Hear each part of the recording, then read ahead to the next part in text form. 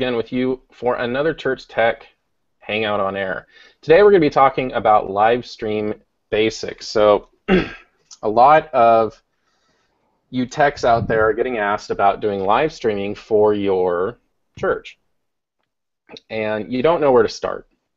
And you know, there's nothing wrong with that. It's perfectly okay. But before we get to hardware, for me, where I like to start, and you know, you can take this advice or leave it, but where I like to start is asking the question, why do we want to live stream in the first place? Do we want to do it because we feel like we're falling behind the trend?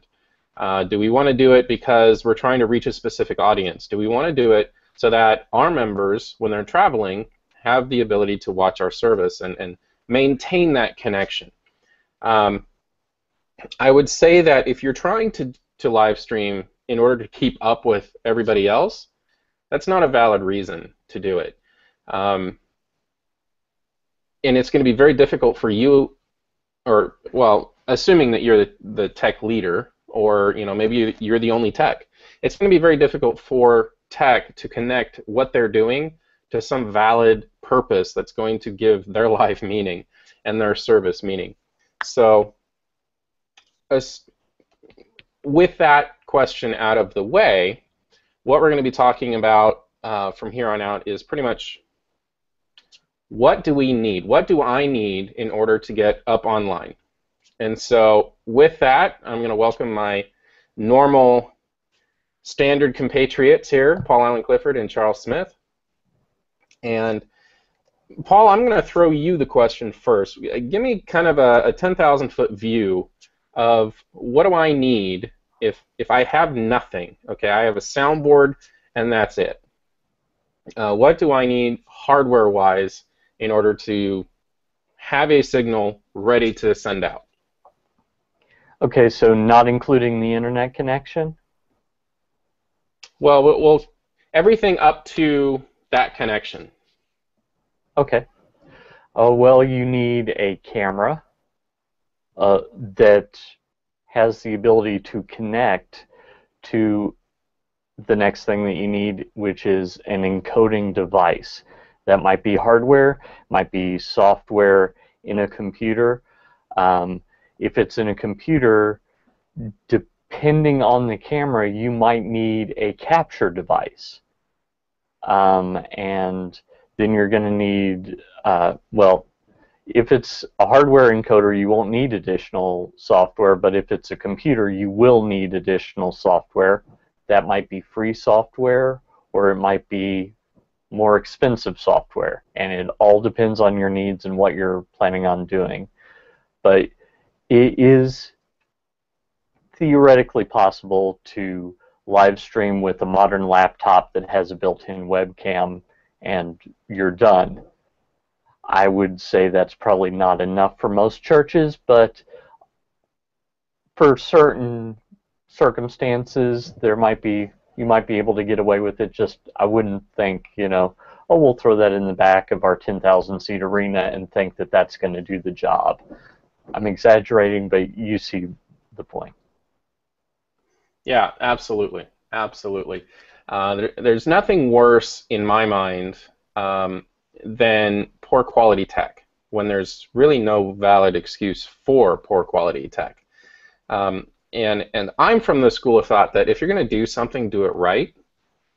Because if you're doing it wrong, then you're likely going to be spending more money down the road to end up doing it right anyway. So you might as well just save the money and do it right the first time. So now we're kind of getting into a discussion about quality, you know, and I don't know, Charles, let's get you into the mix here.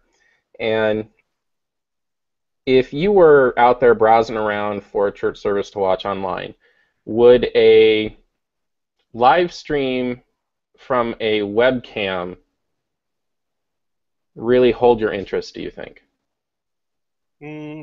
Definitely not, especially if that webcam is on the other side of the sanctuary from the pastor. You know, if somebody's getting started and the webcam is kind of, you know, real close to the pastor's face, like it is with most of us on these hangouts here, you might be able to get by with that. But a webcam on the other side of the sanctuary is not very engaging for the audience. We actually honestly started out that way, just so that somebody could get a visual to go along with the audio, but you're not going to get a lot of attraction or gather a lot of views that way. You know, you might be ministering to shut-ins or something with that at a bare minimum, but you're not going to expect to grow your church with a webcam. Okay, so Paul, I want to give you the opportunity to kind of give me an example of when a setup like that might be appropriate, because I don't want people to think, well, you know, I'm just poo-pooing the idea and saying that you got to spend more money. That's not my point. There's a very valid reason why that's not the go-to solution, but what might be a situation that you could envision where that might be a good solution?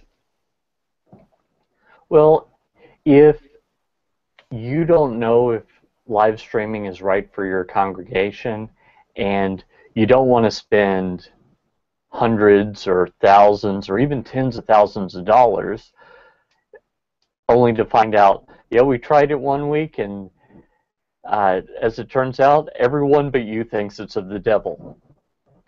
Probably a bad time to figure that out right after you've spent. Much better to try it out with a cheap webcam or a laptop as a temporary measure.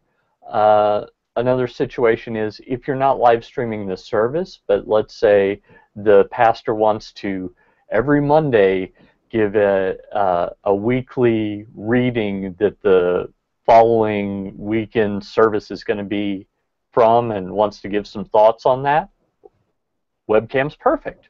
You know, right now you're watching me through a webcam and I'm probably 2 feet from the webcam. You'll see nice, good close-up.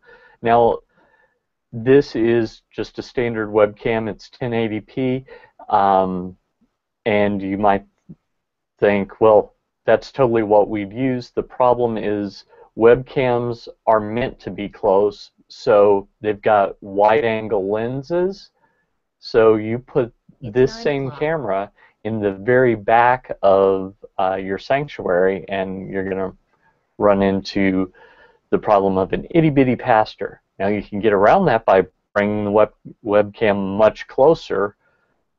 So as a temporary solution, or if you're willing to bring everything much closer to the pastor, I think you can get away with it.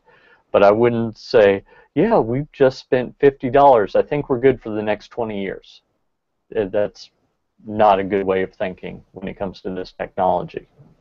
Okay, so what I hear you saying is you could use a webcam setup as like a proof of concept to say, you know, okay, if you're out traveling or you want to spread this link around to see, you know, what our feedback is, and make sure that the system itself, the connection, the internet connection that we have, or the service provider that we're going through can actually provide the service or can provide the bandwidth that we need. Great, I completely agree. Also, what I hear you saying is for something like this, you know, a weekly blog, you know, a video blog, would be appropriate for a webcam setup.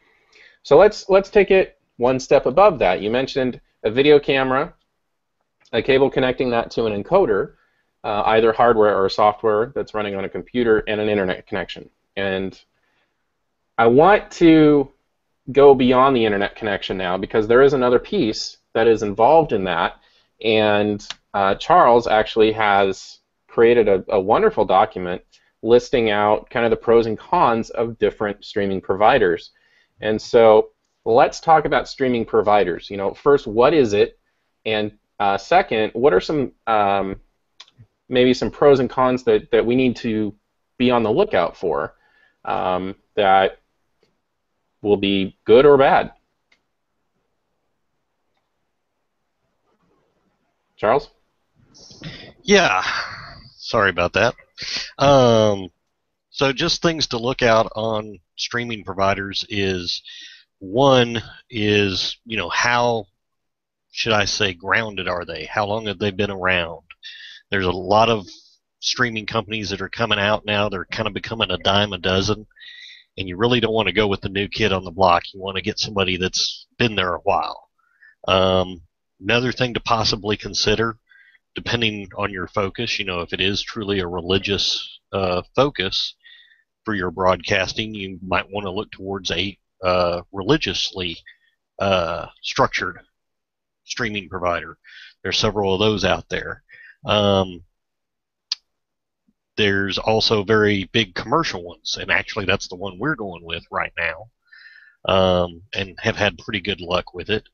Other things to kind of look for, and this is something we learned. If you're going to do a multi-campus setup, you need to make sure that the provider you're working with provides what's called a DVR functionality. What that means is that if another campus is going to watch your service, but they're not prepared to start at exactly the same time as you, either they're running late or you're running late, you want to have the ability to pause that live stream so that you can pick it up when your church service is actually ready to start watching the stream from the other campus. The DVR concept, though, in my opinion, is still kind of a new concept with a lot of streaming providers, especially with the religiously focused ones. They seem to be trying to implement DVRs, but they're just not very robust. There's, right now, in my opinion, only 2 streaming providers out there that have a very robust DVR, but they both have their drawbacks. One of them is YouTube.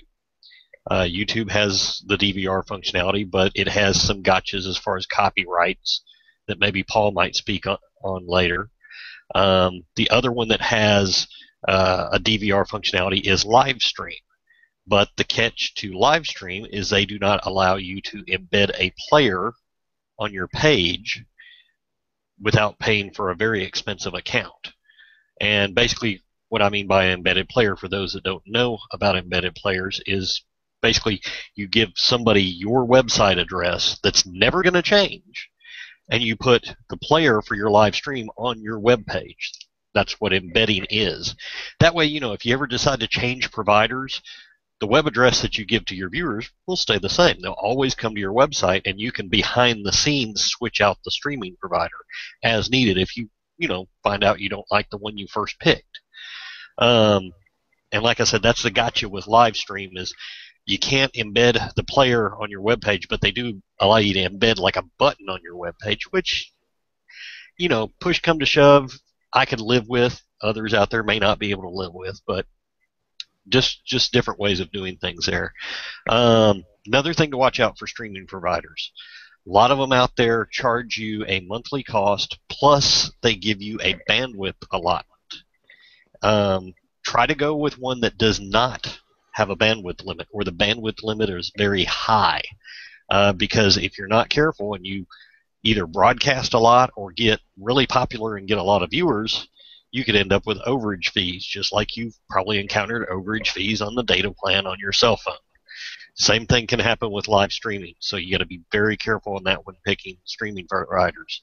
And honestly, right now, the 2 biggest commercial streaming providers, Ustream and Livestream, are probably the best at not having to worry about those limits and overages for broadcasting. More of the religious-focused streaming providers, most of them do have bandwidth limits, but it's because they have smaller infrastructure, and the way they try to build out their infrastructure is the pay-to-play game, if you will. I think that's the things that are kind of the top things that I've kind of learned over our experiences of streaming over the last 18 months or so. I can't think of anything else at the moment, so I guess I'll pass it to Paul and see if he has anything to add to that, and maybe that might spur other thoughts. Well, the first thing that I wanted to say is I agree with everything that you said. One thing that I've noticed, the service that I use for TrinityDigitalMedia.com, my ministry, is ChurchStreaming.tv, and they have added a DVR service, but it's an additional fee. I can't remember how much it is, and they have a flat rate fee. So it's, I think for the vast majority of churches in the U.S. at least, it's going to be about $100 a month for the flat rate fee. So it's not going to be, I think I want to say it was up to 2,000 attenders just in your church, up to that, and they're not counting, so you've got a little flex if you sometimes are around 1,800, and then on Easter Sunday or on Christmas or whatever, if on one of those occasions you go over, they're not going to yell at you. I asked them that specifically. But the DVR function is additional. So that's one little thing. Another thing is there's two other possibilities other than the live streaming host that we've talked about. One, you can do a CDN like Limelight, Akamai, those kinds of places. You can do those. They tend to be less expensive than the live streaming hosts. They also tend to be very difficult to use because they don't care what you put into them. They will charge you for however much you use, and then you'll be done. So you have to know how to encode on your end, have that set up in such a way that it can be viewed in a player. So you'll have to have a player on your website, and there's 2 or 3 other things that you'd have to do. So it's it can get difficult. Let's just say that it can get difficult to use those. I had a company that gave me a bunch of time, and I spent probably about 3 weeks trying to figure it out, and eventually said, okay, clearly this isn't for me. The other thing is you can use a service. Wowza has 2 options. They've got basically a live streaming host kind of service, but they've also got software that can be installed and rented on Amazon's S3 service. That's really budget. So you can get by with like $10 to $20 a month. I just did some math. As long as everything works fine, it can be really inexpensive. Just be absolutely sure you shut that bad boy down at the end of your service on the weekend, because if you don't, $10 to $20 a month becomes $2,000 a month. So, you know, they all have their pluses and minuses, and those are the ones that I know of. Is the live streaming host tends to be the easiest and a little on the expensive side. The other 2 tend to be much less expensive, but you got to know what you're doing, otherwise, oh, I just paid a bunch of money to Akamai and I can't use them at all because I can't figure out how to do it, or wow, it's really cheap going through Wowza and Amazon S3, except, oh darn, I left church without turning everything off, so we get a huge bill at the end of the month. So it's all trade-offs, I suppose. Well, and I would say that there is a solution that is there for any budget. But the key word there is budget. You will have to spend money on this. And you know, and that's not saying to do it really well. You're going to have to spend some money on it to do a live stream of any quality. And even in the simplified version that we've been talking about, a camera going to an encoder, which then is plugged into an internet connection, which then goes to a streaming provider, that's going to cost money. And so I wanted to interject that really quickly. So Paul, let's talk about YouTube. Yeah, so there might be people that are actually watching this right now that say, well, it doesn't cost us any money because we use YouTube live streaming. And that's a bit of an issue. And let me tell you why. And let me start with the caveat that despite my sharing my concerns, my church actually uses YouTube, and this is also something that I hear every time when I share these concerns. We've never had a problem. But I was sharing this story with someone who really needs Jesus, and he was also sharing a story about how he'd been drinking and driving and never had a problem. And so it seems to me that it can be the same way. Just because you haven't had problems doesn't mean you will never have problems. So I'm not saying that YouTube is like drinking and driving. I'm just saying that some behaviors are somewhat more risky. If it's a risk you're willing to take to have your church's YouTube account shut down in the middle of service and you lose all your people that are online, go right ahead. That's the risk. And I don't think that it's necessarily copyright that's the problem. The problem is customer service, because you can have all the appropriate licenses. CCLI has a license that you can add on to a regular CCLI license for very little money. I think most churches it's going to be like $30 a year. So, like, your attorney won't even answer the phone and hang right back up for $30. So that's really worth that kind of money. The Christian Copyright Association also has a license that expands on that and includes secular music, which I was advising people to use because up until recently, the Happy Birthday song was still under copyright. And apparently a federal judge just said that that doesn't have to be the case anymore, so you're not as much at risk for singing Happy Birthday to the 102-year-old deacon or the 95-year-old church lady that goes to your church. You're not in that risk, even if you thought, well, we never sing secular songs. I thought you might actually do that one by mistake. So you could have those licenses, but there's no one at YouTube to tell. They don't have customer service. They have a frequently asked questions page. They have a Python script. They don't have a person where you can say, here, let me email you these licenses and you can note that on my account. They just don't. So it's a customer service problem, whereas a lot of these other services, they really want your business because there's money involved. And so there's someone you can talk to. In some of the smaller outfits, you can actually call up one of the owners and say, hey, just so you know, I've got this. If anyone complains, send them my way and I'll show them my license. And they'll say, absolutely, we'll do that.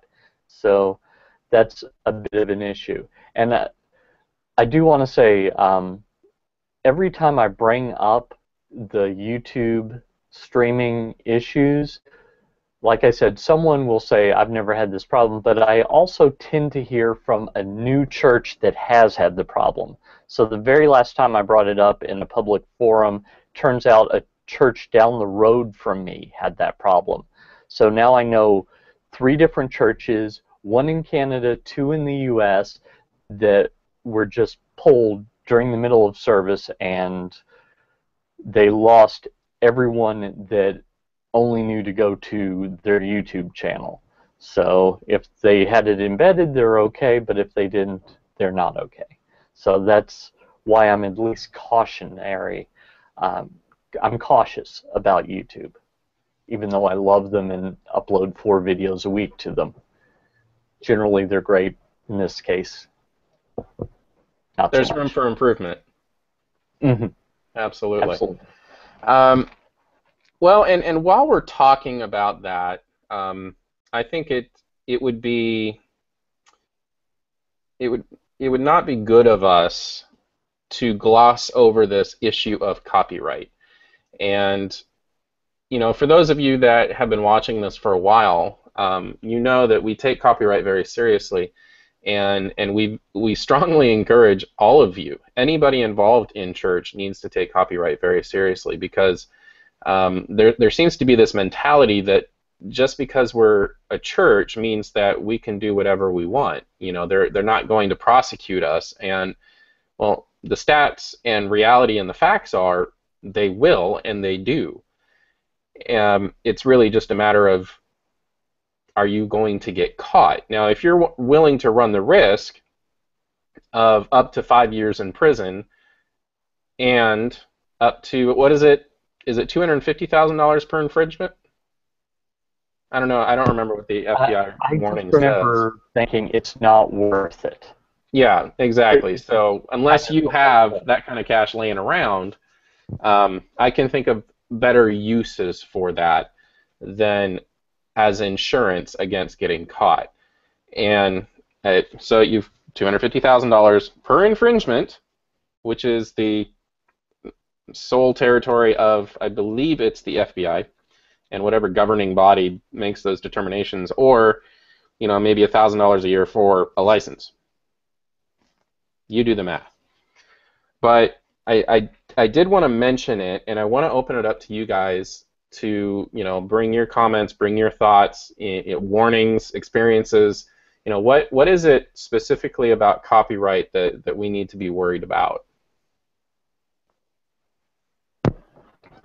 Well, I think purely from a Christian perspective, we've got to think long and hard about if we want to violate a couple of principles that I think are key in Scripture. One is that the government's laws are not to be violated lightly. So let's look at Romans 13. First half of the chapter is all about why you should obey the governing authorities. Now, don't forget who wrote that. The guy who generally obeyed the governing authorities, but when they told him that he couldn't preach about Jesus, they cut his head off. So, I think he had some moral authority to talk about that. Well, the same guy also said the worker is worth his wages. That was the Apostle Paul in both circumstances. And sometimes people say, well, the Apostle Paul wasn't Jesus. Let's not get into the theology about that, although I don't agree. Let's not get into it because, as it turns out, he was quoting Jesus. So it really doesn't matter if you don't think that the worker is worth his wages because the Apostle Paul said it. If you don't think it's true, even though Jesus said it, we need to talk about some theology if you call yourself a Christian, because that's what he said. So I think that we're really putting out a horrible witness. When the church says, well, what can we get away with, as opposed to how can we be above reproach, I don't think that that's the kind of moral example Christ had for us. I think that he wanted us to be wise as serpents, gentle as lambs, above reproach, all these great things, and I don't think that they were, like at the end there's an asterisk that, well, if you're not making any money, that's okay. Or if you're a church, that's okay. I don't have that asterisk in my Bible. And I've read several translations, including some Greek. I'm pretty sure it's not in there. So personally, I do, and it's really not that expensive to do this right. As I mentioned, if you've already got the CCLI license, chances are you're talking less than a minute of your attorney's time is that amount of money, spread over a year for the additional license. For the expanded license, the Christian Copyright Association asks, it's more money, but it's still a lot less than even having your attorney respond to a letter. So I really, a lot of times I think thoughts like, sure, I don't want to spend this money, but if I'm in this situation, would I go back in time and spend this money? So if you get sued, would you think, man, I really wish I'd spent the money for the license? I would say yes. You would every time. I would agree, and I think you covered that beautifully. Another thing that I want to talk about is internet connection and bandwidth. And you may be thinking that the internet connection that you have is, should be adequate, but it may not be. And I know that Charles has had some, if not recent experience, a lot of experience in this particular area. So I'm going to let him talk about that. Yeah, I was going to say, we started out this broadcast with mentioning things to have, and honestly, having all the equipment that we were talking about before behind the internet connection is great, but if you're going to start live streaming, before you buy anything, even the webcam, check your bandwidth. Let me repeat. Step one is check your bandwidth. If you're going to record locally and upload later, that's fine. What we talked about earlier in this broadcast, fine. But if your end goal is to live stream, definitely, did I say it too many times? Check your bandwidth? Yeah, check your bandwidth. So, the thing a lot of people get confused at times is they think, oh, I've got a fast internet connection. I can download this video off the internet in 2 minutes and it's a 30-minute video. It's fast. Well, that's the catch. That is download speed. Okay? What matters when you are broadcasting is upload speed. So imagine upload and download as a street with two different directions. Download is this direction. Okay? That's when you're watching. When you're broadcasting, upload is this way. It's the measurement in the other direction. So it's always handy to go to websites like, I believe it's speedtest.net, and double check your internet connection and look at the upload speed numbers. Most people don't look at that. Okay? And what you really want to have for streaming over the internet in really good quality, like say TV quality, and Paul might correct me if I shoot a little low on this, but for just regular TV SD quality, you probably want to have about 1.5 to 2 megs. If you want to go HD, probably about 4 meg upload. Tim's sitting here hand motioning, making it 5. So, bigger is better when it comes to HD. But, if you're in a rural location like our church district is, we're part of 3 churches, all in rural locations. Our church started out, when we started out, only having 1.5 meg upload speed. So what that meant was, when we broadcasted, it was a little bit below TV quality to be stable, and we could not have public Wi-Fi access for people to get their smartphones and their tablets onto. We had to lock everybody off the network to guarantee that bandwidth for the live broadcast. Fortunately, our city has had a citywide upgrade, and we now have 8 megabits of upload speed. But due to the age of our computer, we're not broadcasting at any higher quality than we were before because our computer can't handle it. But we are in a very good position bandwidth-wise now. The second church in our district is outside of town. They can't get cable. They can't get DSL. So what they have is one of those little 4G LTE MiFis. And once again, if you're going to use one of those, try to get one on loan. Don't sign up for the 2-year commitment. Test it out. Where you live, you might be in a better signal place for Verizon. Could be AT&T, could be T-Mobile. Try all your providers in town, but more than likely it's going to be one of the big 2. It's probably going to be Verizon or AT&T.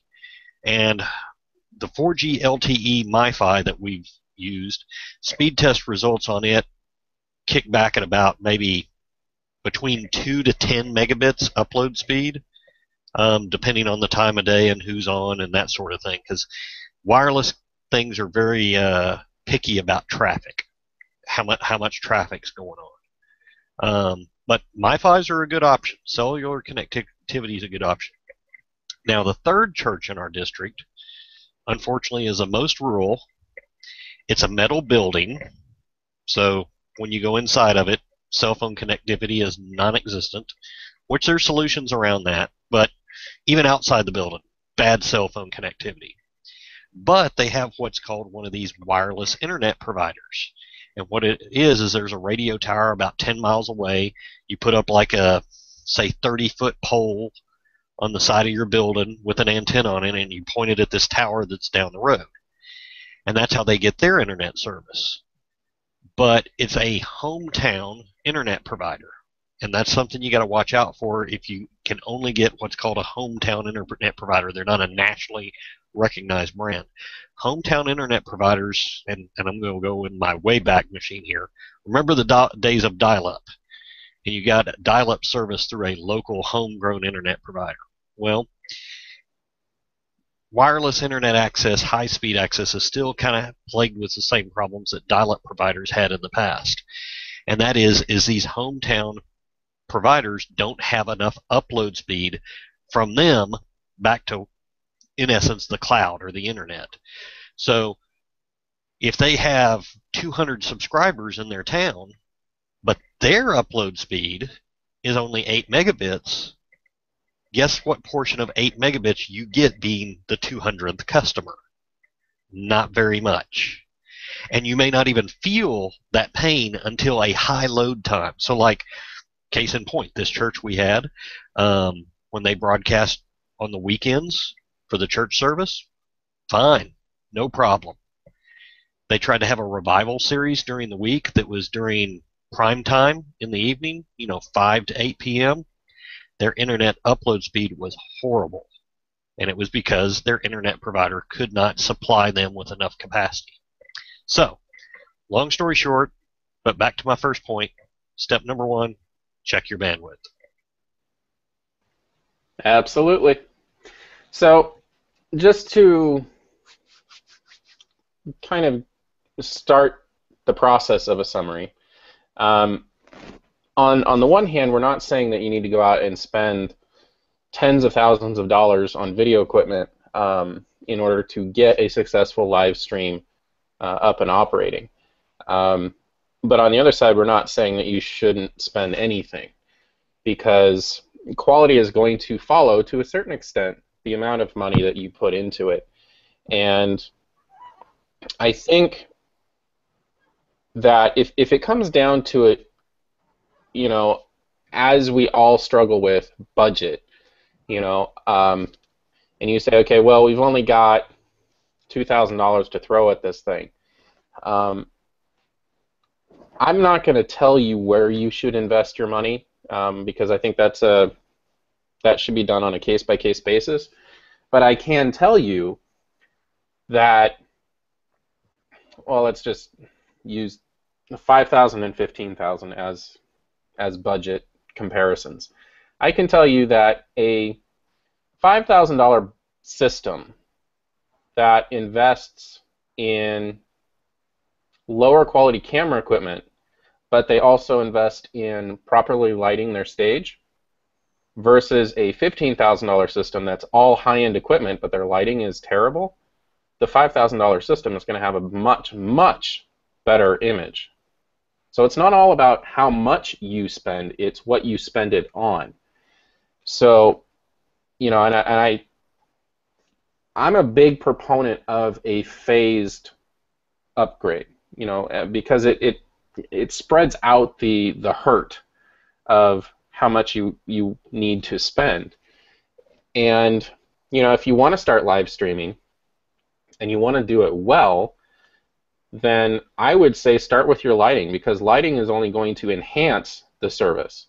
I don't subscribe to this idea that lighting is only for the video department. No, lighting, when it's done properly, helps everybody. It helps the live audience and that is in the room. It helps the online audience. It serves multiple functions, and it by investing in lighting to begin with, rather than just going out and buying a whole bunch of video equipment, you're building a foundation that you can actually add on to and continue building your technical systems. So let's just start there, and let's say, okay, well, let's just hear what the guys have to say about that. Paul? Yeah, lighting, well, without lighting, it's just radio, right? I mean, even if you have the best camera in the world, just a couple of weeks ago, my family and I went to Mammoth Cave, which is in our area, Mammoth Cave National Park, and they turned out all the lights. Doesn't matter what kind of camera you had, you wouldn't have gotten a good live stream. Without any lights, there's just nothing. I mean, maybe they could have done something thermal, but it wouldn't have been good to look at. So the point is that lights really, really matter. And the kind of image you're seeing from my camera, sure, it's a decent web camera, but part of it is I have three-point lighting surrounding me because this is what I do. So lights really can make kind of crappy cameras look fairly decent. And they, without them, they can take really nice cameras and make them look kind of horrid. Where the pastor goes, wait, didn't we just spend all this money on these cameras? I thought these were good cameras. No, they need some light to see stuff, because God makes better eyes than we do. Cameras just can't see as well as the human eye can. That's all there is to it. Oh, it's absolutely true. You know, and I do want to also say that given a real apples to apples comparison, so take a $15,000 broadcast camera, you know, with an appropriate lens on it, and you take a $300 consumer camera, given the same lighting, the higher priced camera is going to blow away the consumer camera.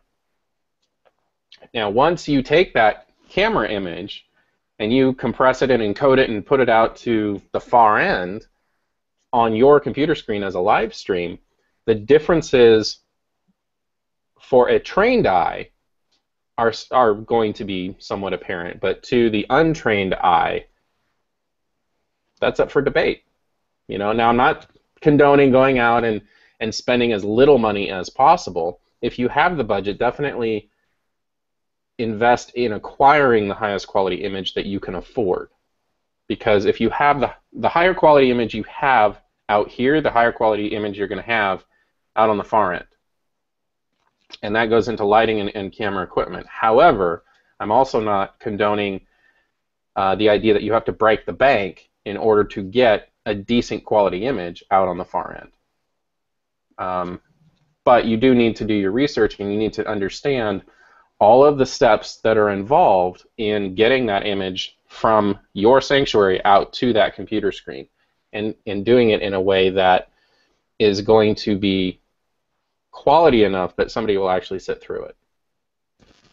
So, Charles, let's talk about your particular situation. And as far as audience, have you seen a growth in your audience online? What are maybe some feedback that you've gotten from people that have watched it online? Biggest comment is probably been the two things. One thing that y'all just mentioned was lighting. Comments on that, and not all these are positive, I'm just mentioning comments in general. Lighting and camera movements, those are the biggest comments that we get. Now, I will admit, you know, our live stream probably isn't watched real heavy by the public. You know, it's mainly used as a inter-campus usage purpose. You know, the public viewing it as a side benefit, but so far that hasn't taken hold. And when we started our setup, you know, we started out first with the bandwidth deal. Can we get the bandwidth? If we can't get the bandwidth, we're not pass and go. We're not getting $200. So we did the bandwidth thing. Then after that, we were like, okay, what equipment do we have right now, and is it usable? And we basically adapted from there. So a lot of the things that we have set up is still in the introductory stages. Like I mentioned earlier, we're running on a 7-8-year-old computer that needs to be upgraded now that we've got better bandwidth. Before we had better bandwidth, did we need that high-powered computer? No. It would have been a waste of money to have a brand new computer if you never could get good bandwidth. So that kind of goes back to the point that Tim was mentioning earlier. Spend what is affordable considering your situation. Okay? So you got to take those factors into account.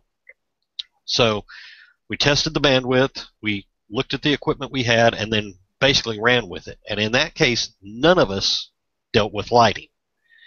Fortunately, 2 out of our 3 churches, and this is going to sound weird that I'm saying fortunately, but fortunately 2 out of our 3 churches don't have windows. And you're going, you don't have windows? That's horrible. Well, from a camera and a lighting perspective, not having windows is a blessing because you can control your light a whole lot better. So out of the 3 churches we have, guess which church we hear that has the worst lighting? The one with windows in it. And they're going to be the ones that's going to have to invest a lot of money to control their light versus the other 2 churches. So you got to take those dynamics in perspective. The other thing about the comments we hear is camera movements. When we first started out, we did, unfortunately, Paul's going to cringe when I say this, we chinched on our tripods. 2 out of 3 of us. One church did very well with their tripods and actually did very well with their camera and probably overbought considering their bandwidth. But 2 out of the 3 of us bought cheap tripods. I was one of them. I've since fixed it. So we have smooth camera movements. We still have one church left that they get the comments that their camera movements are jerky and they haven't invested in the tripod yet. We hope they'll do it anytime. So just some things to be thinking of. Yeah, smooth motion is definitely what you want. And there's nothing worse than jerking the camera around in order to, move it to catch the organist playing or the pianist playing or something else that's happening on the stage. And for you as the operator, it doesn't feel that bad. In our case, a very mobile pastor. Okay, and to follow the pastor, certainly. But as the operator, you have a level horizon that doesn't move, and so you're just moving the camera around, whatever. You got to think about the viewer who doesn't have that horizon. Their horizon is what you give them in this rectangular square, or this rectangular box. So when you're jerking it around and everything, they're probably getting somewhat seasick, and that's not designed for providing a good viewer experience. And if you're not providing that to them, then they're not going to watch. They're not going to come back, and it looks like amateur hour, honestly. So, and this gets back to in closing here, it gets back to a discussion of good stewardship and knowing what you need and doing that research. And if you don't know what equipment you need, that's why we have this church tech community on Google+. That's why there are groups on Facebook. That the resources are out there. Call somebody up at Full Compass or B&H or CCI Solutions, or for camera stuff I'd avoid Guitar Center. But there are people out there like Paul Allen Clifford and like Charles Smith and like myself that we genuinely care about the quality of the tech that is being produced on a weekly basis, and we want to help. We really, really do. So we hope that this has answered some of your questions. If it has sparked some more questions, please do look us up in the Church Tech community on Google+. And we look forward to answering any questions that you may have. And as always, hope you'll join us next time.